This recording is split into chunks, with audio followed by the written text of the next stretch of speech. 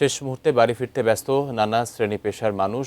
দর্শক, এই মুহূর্তে আমাদের সাথে যুক্ত আছেন বাবলু। ঢাকা চট্টগ্রাম মহাসড়কের সাইনবোর্ড থেকে বিস্তারিত জানাবেন নারায়ণগঞ্জ প্রতিনিধি বাবলু। আপনার সাথে যুক্ত হওয়ার চেষ্টা করেছিলাম, এই মুহূর্তে আশা করি আপনি আমাকে শুনতে পাচ্ছেন। কি দেখছেন ঢাকা চট্টগ্রাম মহাসড়কের সাইনবোর্ডের চিত্র, জানাবেন বিস্তারিত।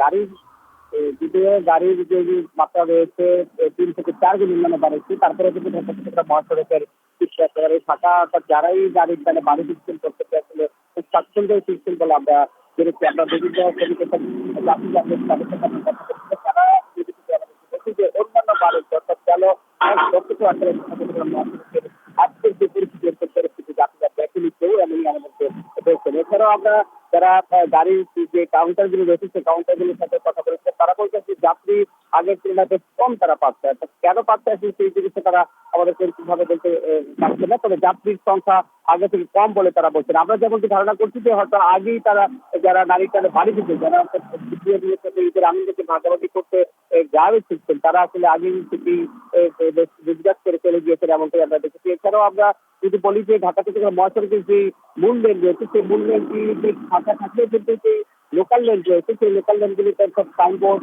সিন্ডাল মোড়, চাঁদপুর, মদনপুর মোড়, মুরগাপাড়, মেঘনা পর্যন্ত এই জায়গাগুলিতে কিছুটা যানজটের জন্য আমরা দেখেছি। এখানগুলিতে যাত্রী আনানোর